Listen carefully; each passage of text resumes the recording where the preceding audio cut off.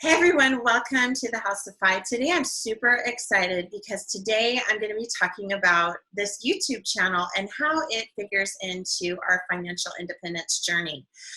If you've seen a couple of our videos, you know that one of our plans to achieve financial independence in 5 years is multiple streams of income, that being my business, our real estate properties, W-2 income, and our index fund, our investment accounts.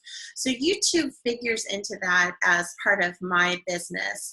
I love sharing the financial independence movement with people. It has given us such hope and such joy and has enabled us to do so many things. I love sharing it with other people, but I'm also a busy mom. And so I had to find a way to make the thing that was my passion at the moment, which is, sharing financial independence with other people into a business, doing double duty. So YouTube is part of that objective, and our goal, our eventual goal, is to create $5,000 of total income a month, and $3,000 of that coming from YouTube.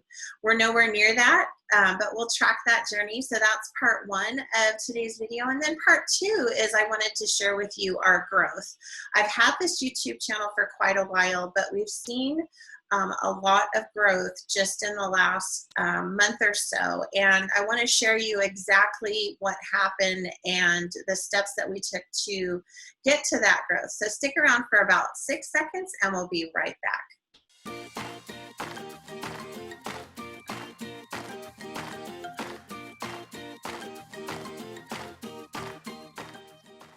Welcome back, everybody. I am Wendy, and I am one half of the House of Fi. We are all about financial independence for families. We want to help moms and dads save more money, spend less, and build wealth.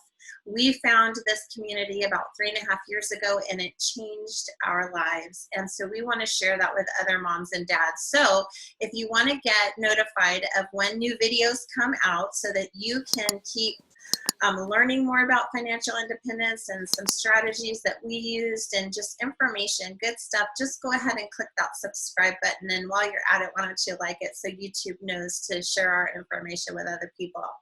So let's just dive right in. Let's talk about our plan to reach financial independence and how YouTube plays into that journey. So the first question I think maybe some people would have is, why YouTube? We had a very successful podcast. It was growing exponentially. We have a blog as well. Both of those were growing. However, what was hard is that I was doing that all by myself. And it took a lot to just get out a podcast episode, and with no real potential for income without a lot more time and a lot more work. It took a lot to get out just one episode. And so the more that I started investigating YouTube, I felt that it was probably the fastest route for us to create House of Fi into a business. So that's number one. That's the number one reason, is that this will be an eventual income stream for our family. So that's the biggest reason. So then that kind of leads into the second reason of why YouTube, why have this be part of my business. And I touched on that just a second ago, and that all of the other things that I was doing were time intensive. And though we connected with our audience on our podcast, it's just different on video. It really is. You're looking into a camera, but you're really looking at our listeners and our watchers. And so I was just feeling more connected, and it's just easier to do. It takes me maybe an hour to record 2 videos, usually on a Monday or a Tuesday, and then it takes me another 2 hours to edit each video, that from start to finish. Whereas with our podcast, it was taking me sometimes 20 hours just to get the video out. But then there was also the stuff in the back. There was writing the blog post and the show notes that went along with the podcast. There was getting guests and doing our research on those guests, and it was for an hour. So I was editing, sometimes an hour of audio versus with YouTube, it's much, much shorter, maybe 15 minutes. The third thing is that YouTube is a lower barrier to monetize. As most of you probably know, in order to get monetized on YouTube, you need 4,000 watch hours plus 1,000 subscribers, and then you're eligible to become monetized. And for me, that just seemed like such a low barrier to entry. Our podcast was super successful, and we started ranking very, very quickly. And even then, we were very far away after over a year into it of getting to where we needed to be to monetize it, to get sponsorships. And even then, I felt that that was a lot of work. I would have to go out and find the sponsors, negotiate with the sponsors. And then for the money that it was going to pay me, it was just a lot. Whereas with YouTube, it's simply grow your YouTube, continue doing things to put out good content. People will find you, refine what you're doing. And so just for the ad revenue portion of YouTube, I felt that it was a lot lower barrier to entry. And then as far as the blog goes, you don't really get good money monetizing your blog unless you get like 50,000 views a month. And I know that eventually I could get there, but I just felt it was going to be a longer process. Now, that is not to say that I don't have the blog still, and I'm continuing to grow it. I also have an additional niche site that is in the works. We're monetizing as soon as possible. YouTube was a better way to go. And I love it. I love talking about financial independence. So it is what made the most sense. So the fourth reason that we chose YouTube as our business was that we felt that it was easier to grow and scale once we figured out the most important things to work on. We had this channel for a really, really long time, for over 2 years, and saw really nothing. But we started learning and we started being intentional, and that's going to lead us into the second part of this video, is how we finally saw growth on our YouTube channel. In just July alone, we saw over a 400% increase on our channel, on our views, which is awesome. So we're not to the 1,000 subscribers and 4,000 watch hours, but we made huge progress in July. And if that keeps happening, I anticipate that we'll get there before December, which is just about 4 months away at this point. So let's talk about the growth part of it. The first thing was I found mentors, and those were people who were on YouTube, who were sharing valuable information freely. That wasn't clickbait. They were putting information out there that I could listen to the video and immediately implement in our channel. And again, some of those people are Sunny Lenarduzzi, Think Media, and my favorite was Catherine Manning. So I took the things that each one of these was talking about and I implemented it. And the first thing that we did is we niched down. And whereas before it was the podcast episodes and they were just uploaded, then once we started in January of this year doing our YouTube channels, we were all over the place. We were just trying things out. And in June, the latter part of June, the beginning of July, we decided to niche down. And that was something that Sunny suggested, was niching down. And so what I did was I looked at our videos to see what were the ones that were getting the longest retention time as well as the most click-through rate.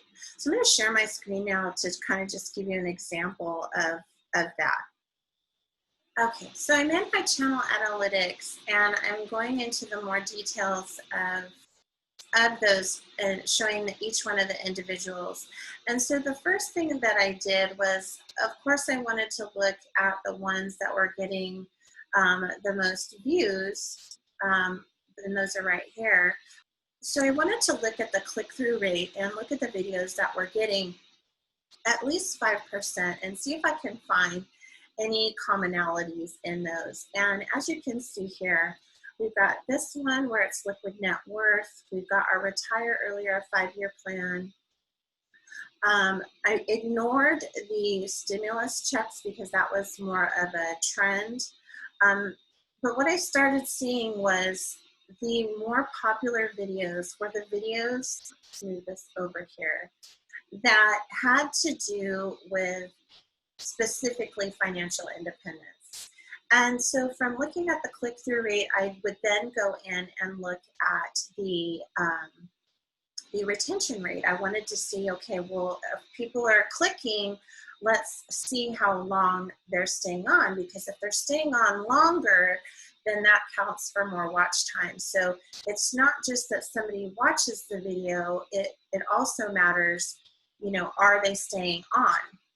All right, if you go to the first page of your analytics, it'll show you your top videos. And you can see the video's retention rate. So the second thing that I did was I tried to look at those videos that had a high retention rate. I wanted to see anything above like 35%. And so again, what I found was the videos that had the highest retention rate were all of our financial independence videos. So because of that, because of looking into those metrics and seeing the commonalities, I made a conscious and intentional decision to make sure that that's what our videos were about. So as you can see here, this is a newer video, and again, I made sure that we talked about financial independence, and we've got a 43.9.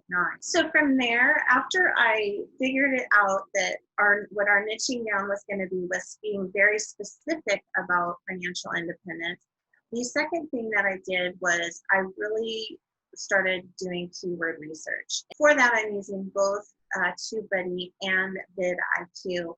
Their numbers are not always the same, so sometimes TubeBuddy will say something is a good video topic or good keywords, whereas vidIQ will say it's not so good. They have different measurements. So I try to look at both to get an idea of where each one is. They don't always match, but I'm looking for something that has a really good keyword to it or a variation of that keyword, maybe using a long tail keyword. I just started really digging into that and making sure that the topic that I was choosing relating to financial independence was something that people wanted to watch. And then I also got really intentional with the titles and making sure that the titles had very specific keywords in them, sometimes multiple keywords in them. The fourth thing was paying attention to our thumbnails. So YouTube not only searches the words in your titles, the words in your details, but they also listen to the things that you're talking about as well as the words on your thumbnails. So I wanted to make sure that my thumbnails were related to the title, but not necessarily exactly the same. I wanted to keep them very short and sweet and very visually appealing. And if you look at the history of our thumbnails, they've kind of progressed over time. And I think now I have a formula for how I want them to look that helps them stand out from other videos, because when you see the videos on the screen, your eyes are going to go to something that's different. And so I really felt that our thumbnails were different enough that they would be something that would differentiate our videos from someone else's and hopefully increase the chance of someone clicking on it. All right, the other thing, there's two more things. The fifth thing was tags. I wanted to make sure that I was using tags that were relevant to the keywords that I was using, as well as the topics, the general topics. And so I use vidIQ and TubeBuddy both to kind of research those tags that are related and choose those ones that have a higher score and that I have a chance of ranking with.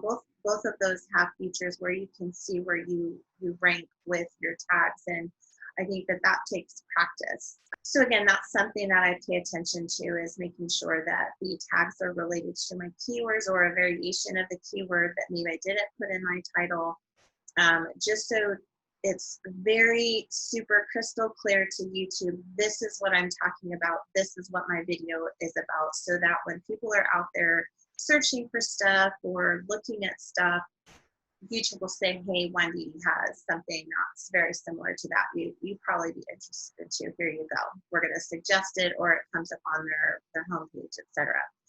Again, the final thing, the sixth thing, is related to all of that. You kind of put it all together in a package. You use your details. You don't need your details to be big or lengthy. A lot of people are not going there to read the actual details, but it's another way to let YouTube know that, hey, this is what my YouTube video is about. But it also gives people a place to find out more information. Maybe you mentioned something in the video that you want to share with them. That's a good place for that information. If you have products that you want to share with them, or resources you want to share with them, of course, that's a way. But you want to make sure that your details are in sync with your title, which is also in sync with your thumbnail, which is also in sync with your content that you're talking about. So it all works together to help the YouTube algorithms know that this is what this video is about. So those were the six things that that we changed about our videos. From we started tweaking things in February, but in June and July we really got super intentional about it, and I want to show you the change. So I'm going to share my screen with you again so that I can show you the growth in just July alone. 509 watch hours, 123 subscribers, and 4,500 views. If we go back to June, you will see that that is a significant increase. Look at that. 4 times the watch hours, about 4 times the subscribers, and almost 4 times the views. And there was only three videos out. I tried this DIY video, which I'm finding people aren't really watching those. I love doing them, so I'm going to continue to do them, but I know that those aren't going to be the ones that give me views. This one was, you can see a little peek. It was released and it was doing okay. But this one right here, this video right here, was one that kind of just took off. And if we go back into July, you will see, actually, let's go right here to the last 90 days. This video was fairly popular, but this one that we did at the very end of June, we did this one very intentionally. We decided that the big part of our financial independence journey was our network. So good retention rate, getting a lot more views than a lot of other videos. So this one video right here was an intentional change, and we're seeing improvement. This one happens to be a very, very old podcast episode, but Jackie is someone who has been in the media lately, and it's causing people to come to that old podcast episode. So that's what that is. But here again, these were all after we made changes, and we're getting pretty good retention rate on those. So that summarizes, I know this was a longer video than usual, but that summarizes kind of our thought process for growing this channel. It not only do we love this subject and we want to share it with as many people as possible, we truly believe that this channel can be a business for our family and help us get to financial independence more quickly. And the growth that we've seen is from multiple intentional choices that we are making about the content that we're putting out. Number one, content needs to be valuable and informative and not clickbaity, but good stuff. And I hope that that's what we are for you. I hope that not only are you sharing this journey with us, but that you're also getting value out of what we're providing you. That's good information for you. All right, everybody, well, please support this channel. If you like what we're putting out, please subscribe and click that like button. Don't forget to ring the bell so you get notified of our next fire video out there. Until then, have a great week, and we will see you back here next time. Bye.